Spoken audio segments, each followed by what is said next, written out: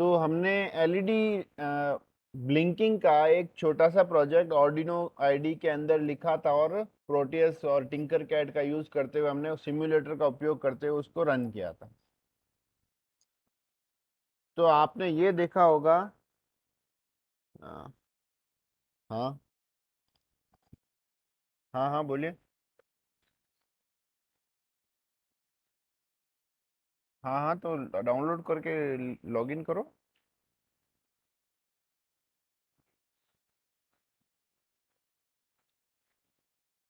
Link पे click करो, कोई नहीं, उसको रहने दो, लिंक पे क्लिक करो, फिर खुल जाएगा।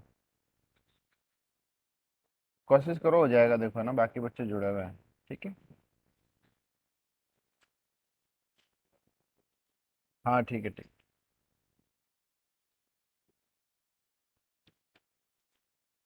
तो आपने एक छोटा सा एलईडी ब्लिंकिंग का कोड भी लिखा था, तो अब हम जो है 8051 की बेसिक सी प्रोग्रामिंग सीखेंगे, जो इनिशियली जो है किस प्रकार सी प्रोग्रामिंग का यूज करते हुए अपन कोडिंग करते थे।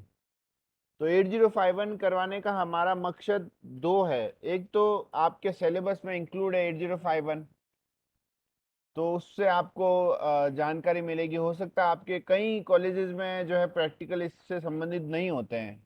ठीक है, तो वो भी अपन करेंगे यहाँ पे। तो आपकी जो पकड़ है वो 8051 पे बहुत अच्छी हो जाएगी, अगर आप मेरे साथ चलते हैं और जो दिए गए असाइनमेंट्स हैं वो टाइम पर करते हैं।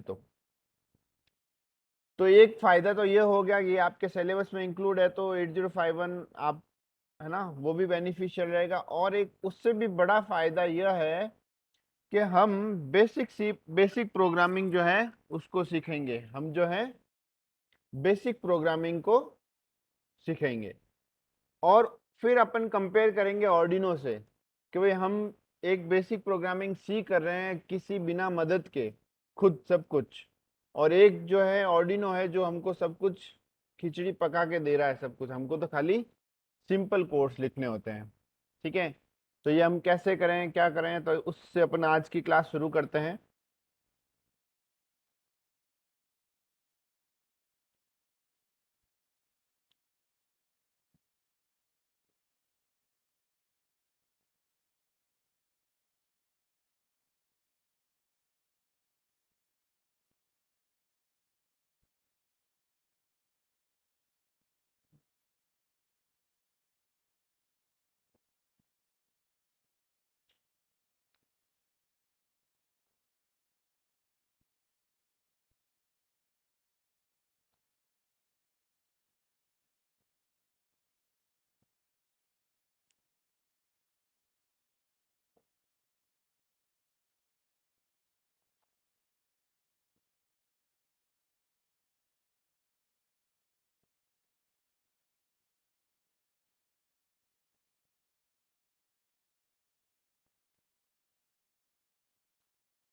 तो आज का सेशन हम शुरू करते हैं, शुरुआत करते हैं 8051 की एक बुक है जो बहुत ही ज़्यादा प्रचलित बुक है।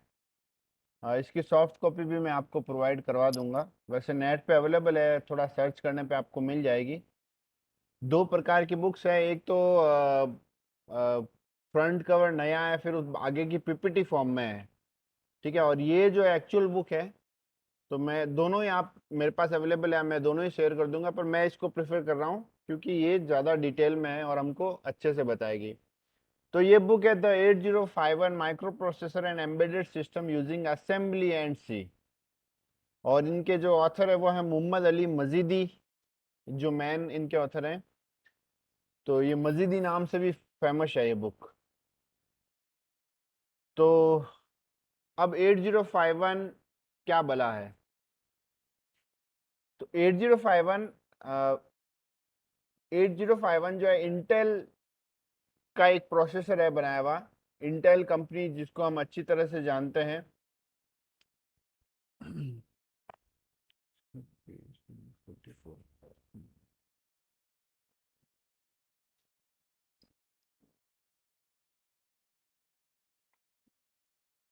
तो अगर ब्रीफ हिस्ट्री अपन 8051 के बारे में पढ़े हैं, तो इस बुक में सब कुछ दिया गया है, कैसे कोडिंग करनी है ना, क्या क्या इसकी खासियत है। तो 1981 में जो इंटेल कॉर्पोरेशन ने जो है 8 बिट माइक्रो कंट्रोलर जो है बनाया था। तो माइक्रो कंट्रोलर से पहले क्या होता था, माइक्रो प्रोसेसर चलते थे, है ना। तो माइक्रो प्रोसेसर और माइक्रो कंट्रोलर में क्या अंतर था, माइक्रो प्रोसेसर जो है उसके जो पेरिफेरल्स है, मतलब रैम, रोम, टाइमर, है ना, ये सारे एक्सटर्नल चिप्स होती थी। अगर उसकी रैम है तो भी एक्स्ट्रा एक एक्स्ट्रा पेरिफेरल एक चिप होती थी, रोम भी एक्स्ट्रा होती थी, है ना, टाइमर अगर सर्किट है तो वो भी एक्स्ट्रा है, मतलब उसके अंदर खुद का कुछ नहीं होता था, वो प्रोसेस करता था, वो सिंपल एक प्रोसेसर था। तो माइक्रो कंट्रोलर का जो है विकास हुआ, इन्वेंशन हुआ। तो माइक्रो कंट्रोलर क्या चीज है, माइक्रो कंट्रोलर वो चीज है जिसमें रैम रोम सब ऑन चिप होता है, मतलब एक एक ही चिप के अंदर सब कुछ है। आपने अगर एक चिप ये ले ली तो आपको और एक्स्ट्रा किसी और चीज की आवश्यकता नहीं है ना, मतलब स्टोरेज के लिए और उसके टाइमर के लिए, क्लॉक जनरेशन के लिए, तो वो सब कुछ उसके कुछ उसके इनबिल्ट होता है। ठीक है। तो 8051 माइक्रो कंट्रोलर 1981 में इंटेल कॉर्पोरेशन ने बनाया। वैसे तो इसके समकक्ष और भी पिको वगैरह पिक माइक्रो कंट्रोलर वगैरह और चल रहे थे, तो ये सबसे ज्यादा पॉपुलर हुआ 8051। ऐसा क्यों, क्योंकि कंपनी ने एक ऐसी पॉलिसी बना दी कि वो, मतलब मैन्युफैक्चरर ऐसी, उसको क्या, वो कंपेटेबल हो गया, मतलब दूसरे दूसरे डिवाइसेस के साथ इस प्रकार कंपेटेबल हो गया कि हर कोई इसको जो है यूज करने लग गया, तो ये ज्यादा प्रचलित हो गया। तो इसकी क्या खासियत है, तो इसकी खासियत देखिए आप, ये इसमें जो रैम होती है ना, रैम जिसको अपन बोलते हैं एक टेम्पोररी जो मेमोरी है ना, वो होती है 128 बाइट्स, वो होती है 128 बाइट्स। और इसकी जो ऑन चिप रोम होती है वो होती है 4 किलोबाइट्स, और उसकी मैक्सिमम जो कैपेसिटी है 64 किलोबाइट्स तक उसको बढ़ाया जा सकता है, 64 किलोबाइट्स तक उसको बढ़ाया जा सकता है। ये ऑन चिप रोम है इसकी, है ना, ये केवल केबी के अंदर है, 64 केबी किलोबाइट्स, है ना। उससे बड़ी आपकी इमेज होती है कि अगर आप एक सेल्फी ले रहे हैं तो भी उसकी इमेज, उसकी जो फाइल साइज है वो मेगाबाइट्स में होती है।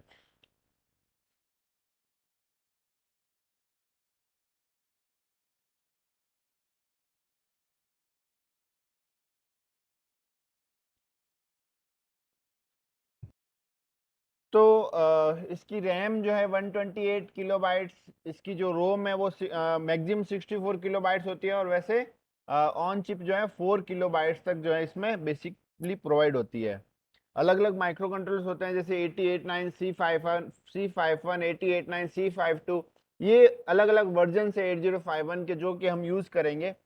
तो उनमें थोड़ा थोड़ा डिफरेंस बढ़ता जाता है इसकी रैम और रोम को लेकर। जो जो मैं बता रहा हूँ 120 वो बेसिक जो है इसकी कैपेसिटी है। फिर यह एक 8 बिट का माइक्रो कंट्रोलर, अपना माइक्रो कंट्रोलर है। अगर हम मार्केट में जाते भी हैं तो या कुछ स्टडी करते तो हमको पता चलता है ये भाई, this one is 8 bit micro controller and this one is 16 bit micro controller. तो उसमें क्या अंतर है 8 बिट और 16 बिट में, कि 8 बिट माइक्रो कंट्रोलर जो है वो 8 बिट के डेटा को प्रोसेस करता है, उसका जो सीपीयू है वो 8 बिट के डेटा को प्रोसेस करेगा एट ए टाइम। अगर आप उसको 16 बिट दोगे तो वो पहले 8 बिट को प्रोसेस करेगा, फिर आगे वाले 8 बिट को प्रोसेस करेगा। इसका मतलब क्या है कि एट ए टाइम यह केवल 8 बिट के डेटा को प्रोसेस करता है, तो इसलिए इसको बोलते हैं 8 बिट माइक्रो प्रोसेसर, या सॉरी 8 बिट माइक्रो कंट्रोलर। फिर अगर अपन इसके और डिटेल में जाएं तो इसमें एक यूआर्ट पिन होती है, यूआर्ट जिसको अपन मैंने लास्ट टाइम भी डिस्कस किया था, है ना, यूनिवर्सल असिंक्रोनस रिसीवर ट्रांसमीटर, है ना। रिसीवर और ट्रांसमिट करने के लिए एक दो पिंस देते हैं, वो इसमें भी होती है। इसमें टाइमर भी होता है ऑन चिप। तो ये इसके जो फीचर है उसको एक टेबुलेशन फॉर्म में यहाँ पे दिखाया गया है कि रोम 4 किलोबाइट्स, रैम 128 बाइट्स। इसमें दो टाइमर होते हैं। इनपुट आउटपुट पिंस इसमें 32 होती है। कितनी इनपुट आउटपुट पिंस होती है? 32 input output pins means 8 bit के 4 पोर्ट्स होते हैं। तो इसमें 4 पोर्ट होती है, एक पोर्ट 8 बिट की होती है, एक पोर्ट, तो 4 पोर्ट हो गई, तो 8 4 जा 32। ठीक है। तो इसमें 32 इनपुट आउटपुट पिंस होती है, 32 इनपुट आउटपुट पिंस होती है, जिनसे अपन इनपुट ले सकते हैं और आउटपुट भेज सकते हैं। क्लियर। इसमें एक सीरियल पोर्ट होती है, जो मैंने अभी कहा आपको, यूआर्ट जो है सीरियल पोर्ट, जिससे अपन सीरियली कम्युनिकेशन करेंगे। फिर इसमें इंटरप्ट सोर्सेज होता है 6। तो इस प्रकार ये 8051 एक माइक्रो कंट्रोलर है। तो ये अपन ने पढ़ा। इसी में 8052 भी होता है। तो उसमें देखिए इसकी जो कैपेसिटी है वो लगभग डबल हो गई है, इसकी जो रैम और रोम कैपेसिटी है वो डबल हो गई है। तो ये भी अपन 8051 के कंपेटिबल ही होता है, अपन है ना, 8089S52। अगर हम ये यूज करें S52, तो दैट इज कंपेटेबल विद 8051 की जो सारी कोडिंग वो इसमें भी काम करेगी। तो इसलिए ये बहुत ज्यादा प्रचलित हुआ कि इसकी जो नए वर्जन निकलते गए सारे कंपेटेबल थे। ठीक है। तो ये 8051 का मैंने आपको बेसिक इसका बताया है कि क्या इसकी खासियत होती है। अब अपन बात करते हैं पिन डायग्राम के ऊपर। पिन डायग्राम इसका पढ़ते हैं अपन।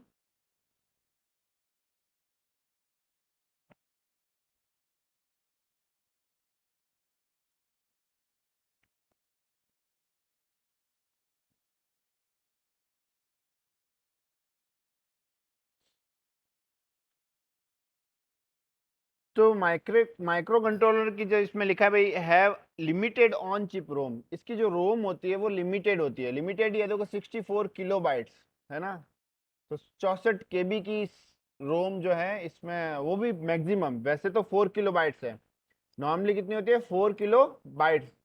4 किलो बाइट्स मतलब 4 KB की सिंपल रोम है इसमें। तो आपको जो भी प्रोग्राम डालना वो 4 KB के अंदर अंदर होना चाहिए, वो 4 KB के 4 KB के अंदर अंदर होना चाहिए। तो अब हम असेंबली लैंग्वेज और सी लैंग्वेज क्यों यूज करते हैं anyone, what is the difference, why do we prefer C language?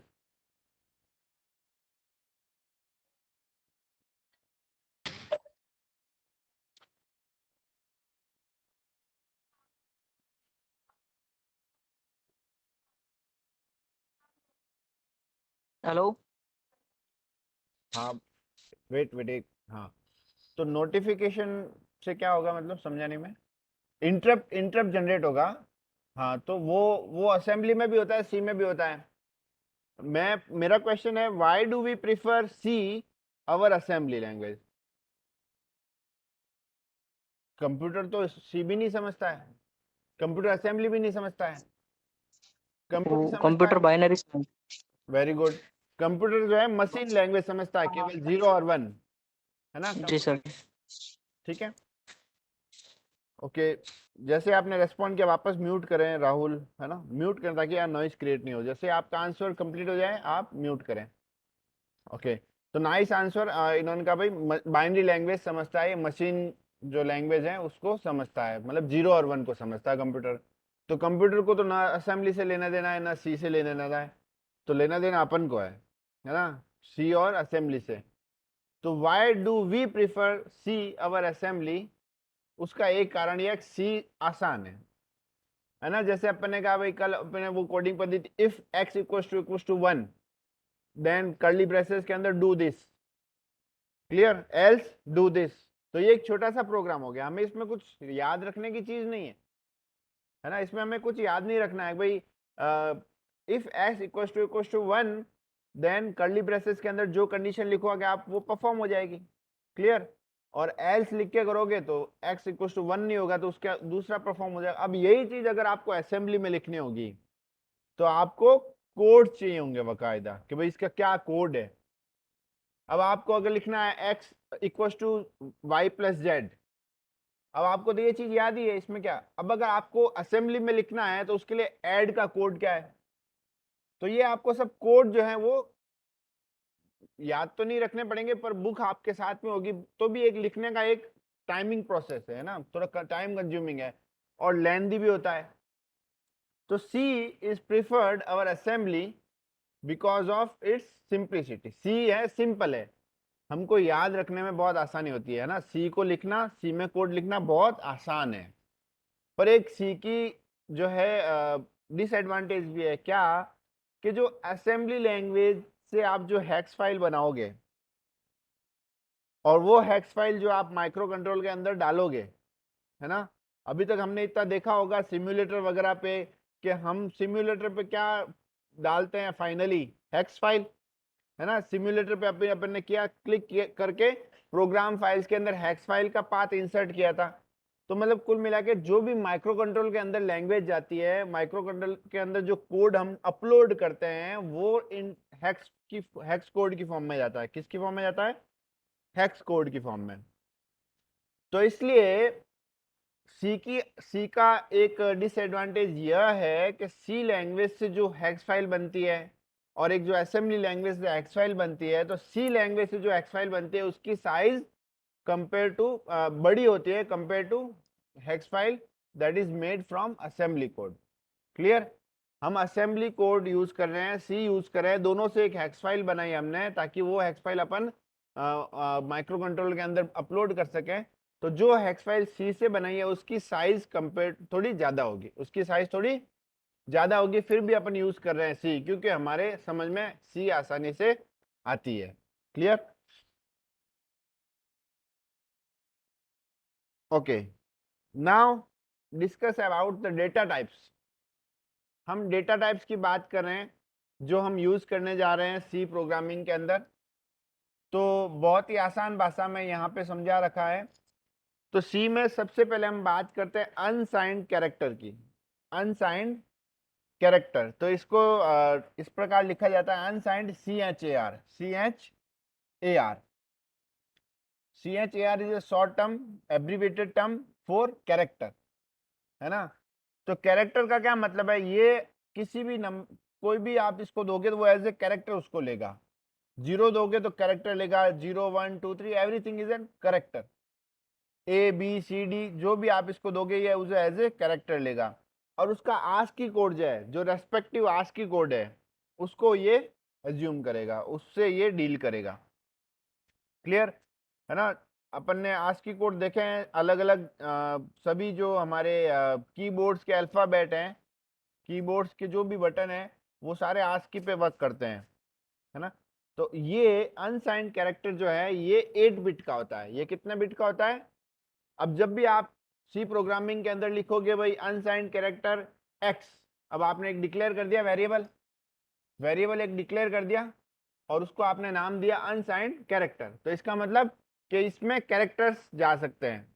और ये कितने बिट का हो गया? अब ये 8 बिट की मेमोरी को इसने स्टोर कर लिया। कितने बिट के स्टोर कर लिया इसने? 8 बिट को। क्लियर? अब 8 बिट कहां से आई? तो इसमें 8 बिट का मतलब है कि 0 से 225। 8 बिट का क्या मतलब होता है? 0 0 0, ऐसे 8 टाइम्स 0 या 8 टाइम्स 1। तो 8 टाइम्स 0 से लगाकर 8 टाइम्स 1 मतलब 0 0 से लगाकर FF। नंबर सिस्टम किसको नहीं आता है? चलो किसको आता है? तो बाकी वाले क्या है? आता सर, मैक्सिमम आता है सबको सर। नंबर सिस्टम किसको आता है? मेरे को आता सर। चलो ठीक है। नंबर सिस्टम क्या है?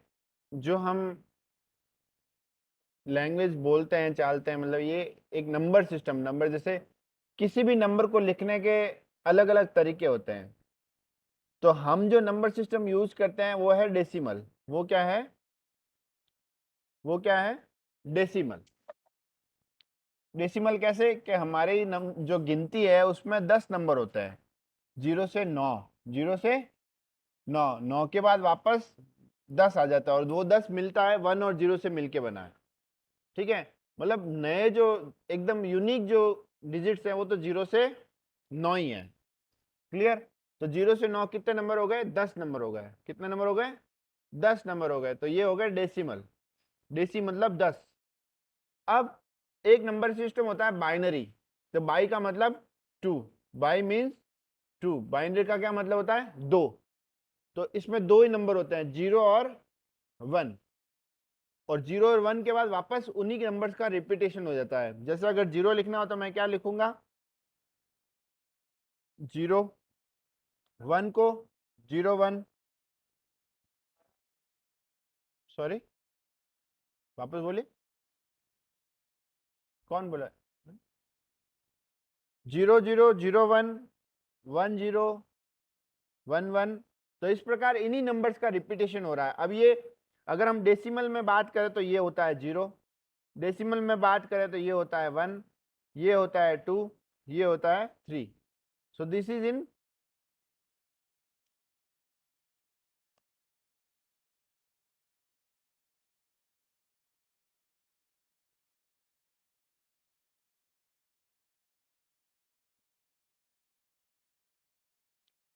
तो बाइनरी और डेसिमल का इक्विवेलेंट अपन निकालते हैं, इसका कन्वर्जन एक फॉर्मूला भी होता है, ठीक है।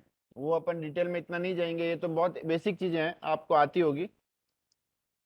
तो ये होता है बाइनरी और डेसिमल। अब एक और नंबर सिस्टम होता है जो होता है ऑक्टल। जो क्या होता है? ऑक्टल। तो अब नाम से पता चल रहा है ऑक्टल। इसमें क्या होता है? 0 से लगाकर 7 तक के होते हैं। 0 से 7 कितने नंबर्स हो गए? 8। तो 7 के बाद 8 नहीं होता है, इसमें 8 नहीं होता है, इसमें 7 के बाद आता है 10, ठीक है। फिर 7 के बाद सीधा 10 आता है। तो ऑक्टल का 10 मीन्स डेसिमल का 8, ठीक है।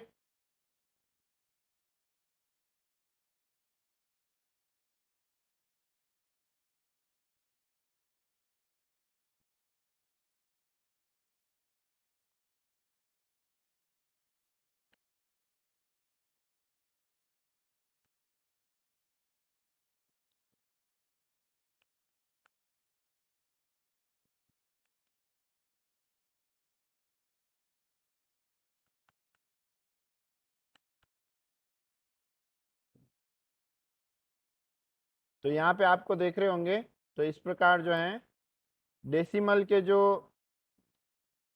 डेसिमल का जो रिप्रेजेंटेशन है वो 0 से 7 तक तो ऑक्टल में सेम ही होता है, पर उसके बाद ऑक्टल में हो जाता है 10 और डेसिमल में वो इक्विवेलेंट टू है 8, ठीक है।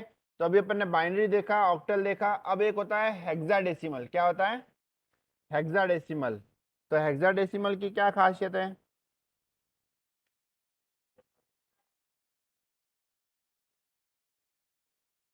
अच्छा ये बताओ, हेक्स का क्या मतलब होता है? हेक्स का मतलब होता है 6। हेक्स का क्या क्या मतलब होता है? 6। और डेसिमल का 10। तो हेक्स प्लस डेसी मतलब 16। कितना? 16। तो इसका मतलब इसमें 16 नंबर्स होते हैं।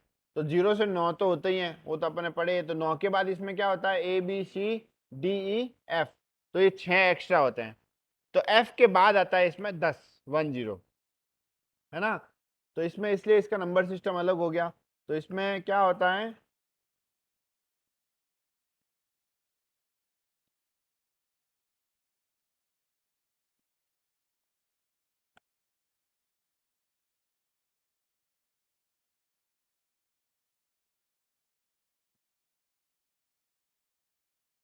तो 9 के बाद हेक्साडेसिमल में होता है कैपिटल ए, उसको कैपिटल ए से लिखते हैं। तो उसका जो इक्विवेलेंट होता है डेसिमल के अंदर 10, ठीक है। तो ए को अपन डेसिमल में लिखते हैं 10। क्लियर? तो ये अलग अलग लैंग्वेज हैं नंबर सिस्टम्स की। तो अपना जो हेक्साडेसिमल नंबर है वो बहुत इंपॉर्टेंट है हमारा। हेक्साडेसिमल नंबर जो है वो बहुत इंपॉर्टेंट है एज ए कोडिंग के हिसाब से।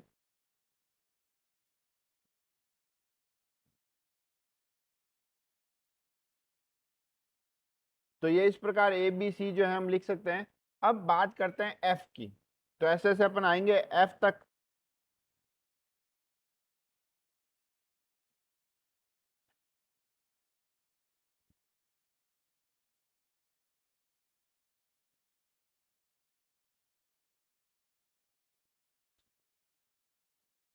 तो ये देखिए, ये जो एफ है जो कि हेक्साडेसिमल में है, उसकी डेसिमल में वैल्यू होती है 15।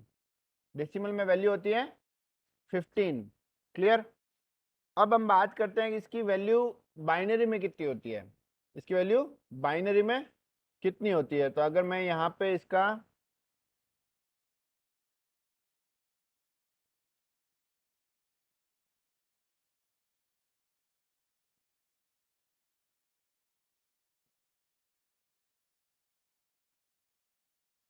अब इसका मैं बाइनरी नंबर देखता हूँ, ठीक है। तो 0 को तो अपन 0 0 से लिखते हैं बाइनरी में,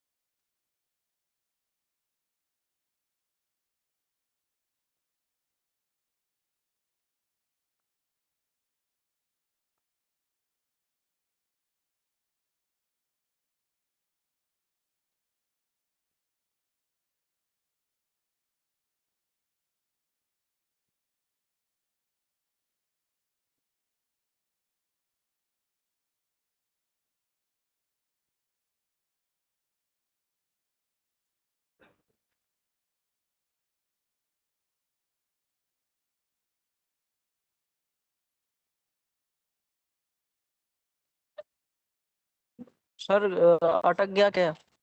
क्या अटक गया बोलो? स्क्रीन अटक गई क्या? सर बाकी नहीं सर, पार्टिसिपेंट, आवाज नहीं आ रही। अब आवाज आ रही है? जी सर। हेलो?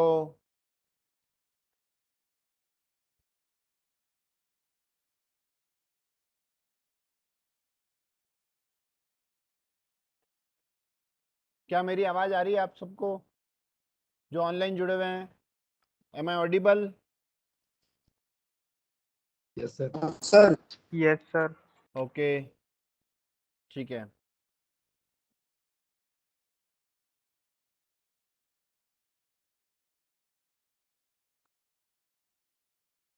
तो यहाँ पे देखिए, मैंने जो है दो नंबर सिस्टम्स लिखे हैं, हेक्साडेसिमल और डेसिमल, आपको स्क्रीन पे क्लियरली विजिबल होंगे।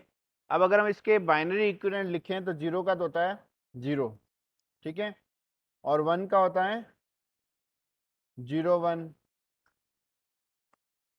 और 2 का होता है 1 0, 3 का 1 1, फिर 1 0 0, 1 0 1, 1 1 0, 1 1 1। तो हम देखेंगे इस प्रकार इसके बाइनरी इक्विवेलेंट है ये these are the binary equivalents of hex.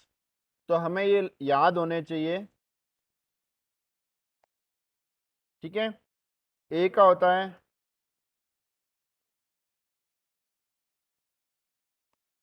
सी का ये होता है,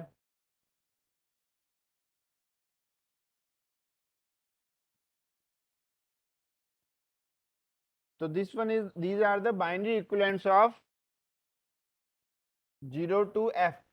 जो हेक्साडेसिमल है 0 to F उसके बाइनरी इक्विवेलेंट है ये।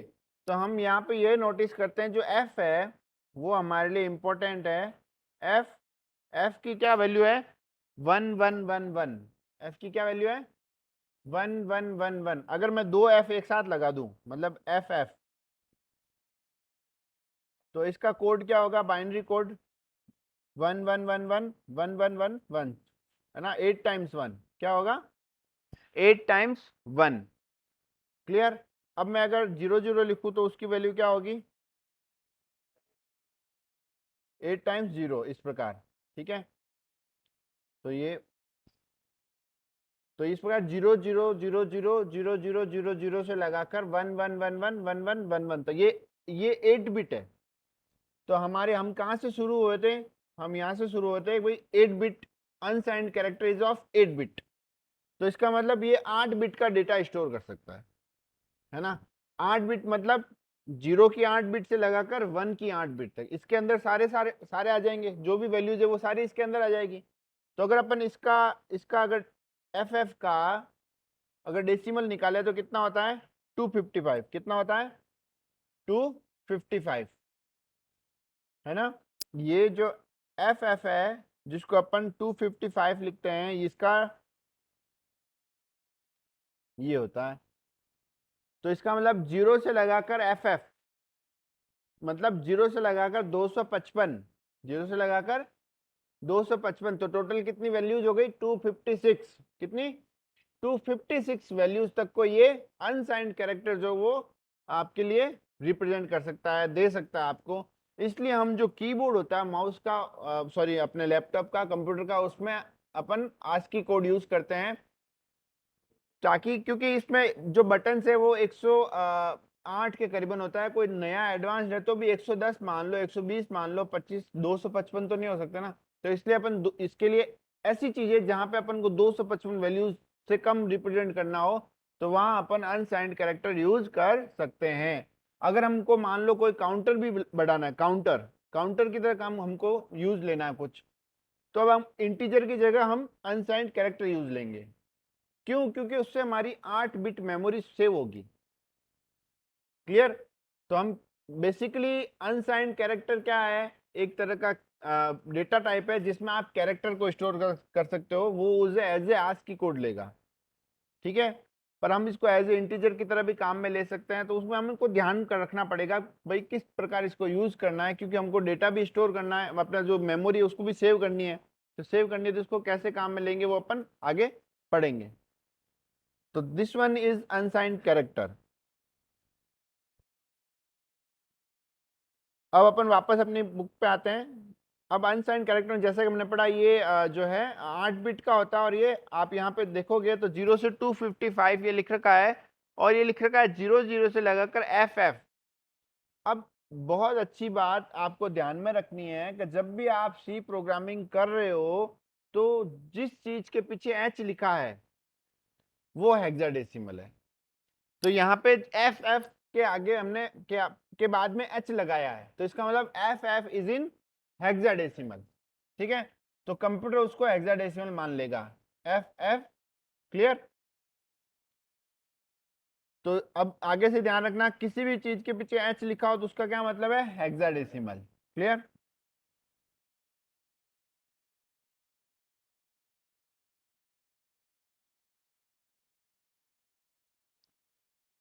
अब इसके बाद आता है साइंड कैरेक्टर, SIGNED। साइंड मतलब साइन होता है इसमें, साइन मीन्स टू से प्लस और माइनस, प्लस और माइनस का साइन होता है।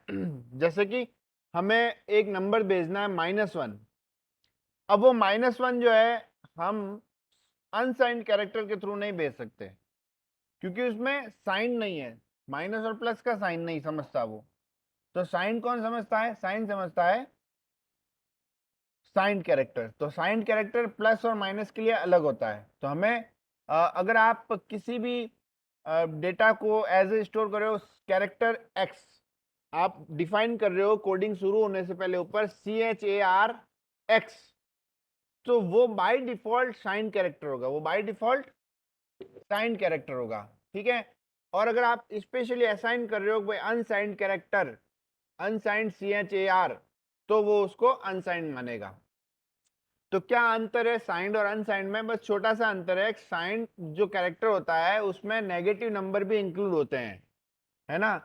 तो नेगेटिव नंबर को कैसे इंक्लूड करोगे, इसके लिए क्या होता है, इसकी जो 8 बिट होती है ना, उसकी 8 बिट में से जो MSB होती है, मोस्ट सिग्निफिकेंट बिट जिसको हम बोलते हैं, D7 बिट, D0 से D7 होती है, जो सबसे लास्ट वाली D7 बिट होती है, वो जो है ये रिप्रेजेंट करती है एक नंबर नेगेटिव है या पॉजिटिव है। अगर 1 है तो नेगेटिव है, और 0 है तो पॉजिटिव। अब किसी भी नंबर जो है उस नंबर को अगर हमें रिप्रेजेंट करना हो इन नेगेटिव टर्म्स, तो किस प्रकार रिप्रेजेंट करते हैं, उसके टूज कॉम्प्लीमेंट से किस प्रकार करते हैं, उसका टूज कॉम्प्लीमेंट निकालते हैं, है ना। वैसे सबको आता होगा टूज कॉम्प्लीमेंट कैसे निकालते हैं।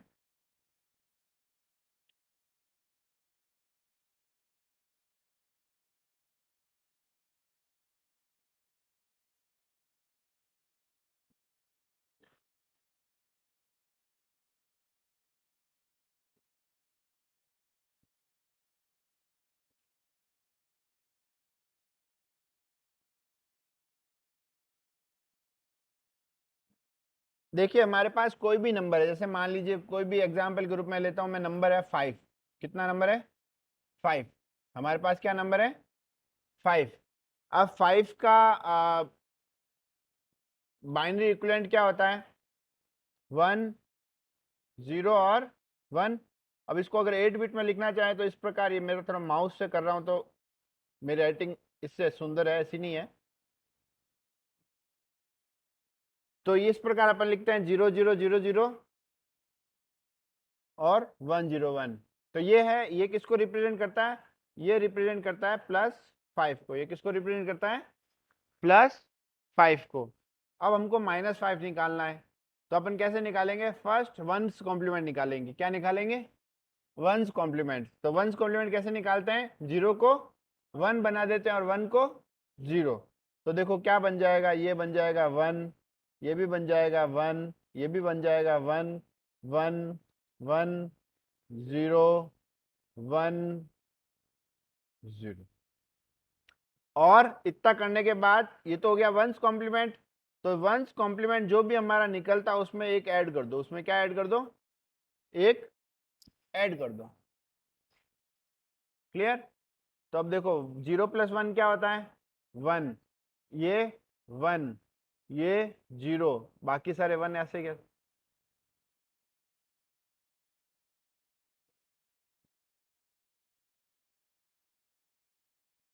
क्लियर?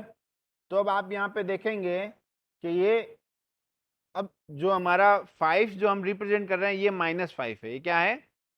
-5। तो इसकी जो जो MSB है वो 1 है। इसकी MSB जो है वो 1 है। क्लियर? अब एक और चीज मैं आपको बताना चाहूंगा।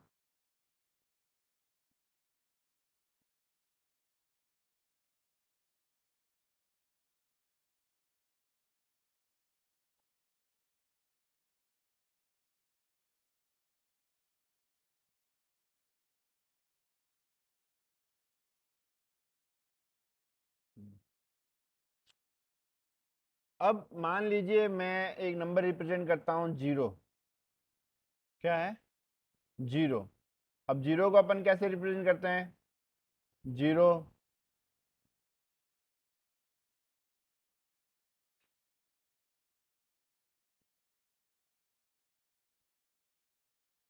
अब -0 जैसा कोई नंबर नहीं होता। -0 0 ही होता है। -0 0 ही होता है। क्लियर? अब एक और नंबर लिखिए।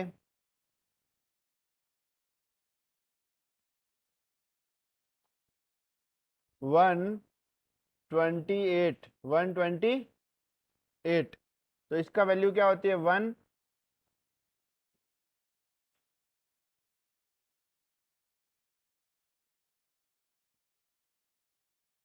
7। इसके पीछे 7 जीरो है। कितने जीरो है? 7 जीरो है। और ये 1। अब हम बात कर रहे हैं किसकी? हम बात कर रहे हैं साइंड कैरेक्टर की। किसकी बात कर रहे हैं? साइंड कैरेक्टर की। और साइंड कैरेक्टर 8 बिट का होता है। कैरेक्टर तो 8 बिट का होता ही है। अब साइंड कैरेक्टर जो है वो 7 बिट + 1 बिट साइन के लिए होती है, प्लस और माइनस के लिए होती है ना? तो हमारे पास तो 7 बिट ही है। हमारे पास 7 बिट ही है। आपको अगर डेटा भेजना है, लेना है, तो आपको 7 बिट का ही भेजना पड़ेगा, क्योंकि 8वीं बिट तो केवल ये बताएगी कि ये नंबर प्लस है या माइनस है। क्लियर? अब मान लो मेरे को ये नंबर भेजना है, तो क्या मैं इस नंबर को इस कैरेक्टर में, साइंड कैरेक्टर में भेज सकता हूं क्या? क्या मैं इस नंबर को साइंड कैरेक्टर में भेज सकता हूं? नहीं। प्लस का 128 मैं नहीं सेंड कर सकता। प्लस का 120, क्योंकि देखो इसकी अपर जो MSB है वो 1 है। MSB क्या है? वो 1 है। MSB क्या है इसकी? 1 है। तो वो इसको नेगेटिव मानेगी। वो इसको क्या मानेगी?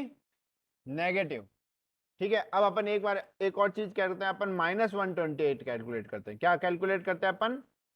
-128। फटाफट करो और बताओ मेरे को आंसर। मैंने आपको बता दिया किसी भी नंबर का नेगेटिव कैसे निकालते हैं, है ना? उसका 2's कॉम्प्लीमेंट निकाल के। क्या मेरा शकल क्या देख रहे हो? कॉपी निकालो और कैलकुलेट करो।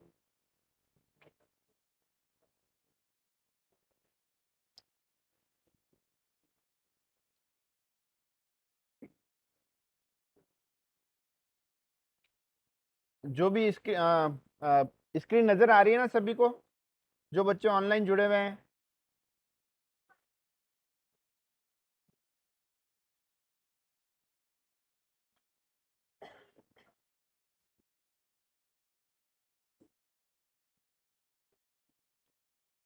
जो बच्चे ऑनलाइन जुड़े हुए हैं, क्या आपको स्क्रीन नज़र आ रही है?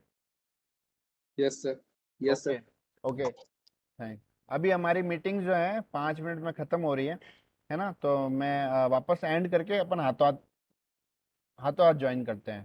ठीक है, ठीक है। तो मैं अभी मीटिंग को जो है रोक रहा हूँ, और जो है फिर हाथों हाथ उसको जो है वापस ऑन कर रहा हूँ, तो आप सभी जो है इंस्टेंट जुड़ जाएं वापस इससे। ठीक है।